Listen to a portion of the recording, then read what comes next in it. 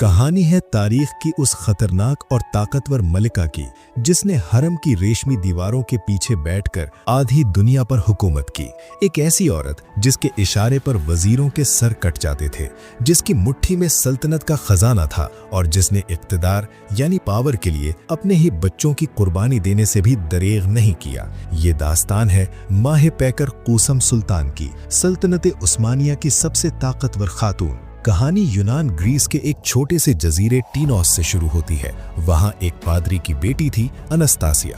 وہ انتہائی خوبصورت، معصوم اور زندہ دل تھی، لیکن قسمت کو کچھ اور منظور تھا۔ عثمانی قزاقوں نے اس جزیرے پر حملہ کیا اور اس 15 سالہ لڑکی کو اغوا کر لیا۔ اسے استنبول کے غلام بازار میں لایا گیا، جہاں سے اسے شاہی حرم کے لیے خرید لیا گیا۔ جب وہ ٹوپ کاپی محل میں داخل ہوئی تو وہ رو رہی تھی، اسے اپنے گھر کی یاد ستا رہی تھی، لیکن حرم کی انچارج نے اس سے کہا، تمہارے آنسو پونچھ لو لڑکی، آج تمہیں غلام ہو، لیکن اگر تم نے اپنی خوبصورتی کے ساتھ ذہانت کا استعمال کیا تو تم دنیا کی ملکہ بن سکتی ہو۔ اس کا نام بدلا گیا، پہلے ماہ پیکر یعنی چاند جیسا چہرہ رکھا گیا، اور پھر قوسم یعنی بھیڑ کی رہنما۔ سلطان احمد اول جو خود بہت کم عمر تھا، قوسم کی خوبصورتی اور باتیں سن کر اس کا دیوانہ ہو گیا۔ وہ صرف اس کی بیوی نہیں بلکہ اس کی سب سے اچھی دوست اور مشیر بن گئی۔ وقت گزرتا گیا، سلطان احمد اول جوانی میں ہی وفات پا گیا۔ قوسم سلطان اب بیوہ تھی، لیکن وہ جانتی تھی کہ محل میں زندہ رہنے کا صرف ایک ہی طریقہ ہے، طاقت۔ اس نے اپنے بیٹوں مراد، جہارم اور ابراہیم کو بچانے کے لیے وہ کیا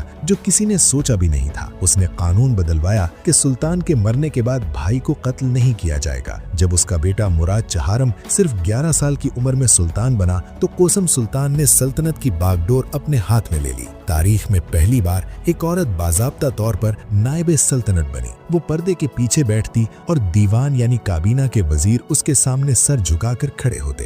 وہ حکم دیتی اور وزیر عمل کرتے۔ یورپ کے سفیر لکھتے ہیں، عثمانی سلطنت کو کوئی مرد نہیں بلکہ ایک عورت چلا رہی ہے، جس کی ذہانت کے سامنے بڑے بڑے جرنیل فیل ہیں۔ جب مراد جہارم جوان ہوا تو وہ ایک سخت اور ظالم بادشاہ بن گیا۔ قوسم کو کچھ عرصے کے لیے پیچھے ہٹنا پڑا، لیکن مراد کی وفات کے بعد اس کا دوسرا بیٹا ابراہیم تخت پر بیٹھا۔ ابراہیم ذہنی طور پر غیر مستحکم تھا، لوگ اسے پاگل ابراہیم کہتے تھے۔ قوسم سلطان کے لیے یہ سنہری موقع تھا، وہ دوبارہ سلطنت کی اصل حکمران بن گئی۔ وہ اپنے پاگل بیٹے کو کھلونوں کی طرح استعمال کرتی تھی، لیکن جب ابراہیم نے اپنی ماں کے حکم ماننے سے انکار کیا اور حرم کی دوسری عورتوں کے کہنے میں آ گیا تو قوسم سلطان نے وہ جملہ کہا جو ایک ماں کے لیے کہنا ممکن نہیں ہوتا، اس پاگل کو ہٹا دو ورنہ یہ سلطنت ڈبو دے گا۔ اس نے اپنے ہی بیٹے کو تخت سے اتروا دیا اور اسے قید کروا دیا، جہاں کچھ ہی دنوں بعد اسے قتل کر دیا گیا۔ قوسم نے ثابت کر دیا کہ اس کے لیے ریاست ماں سے بڑی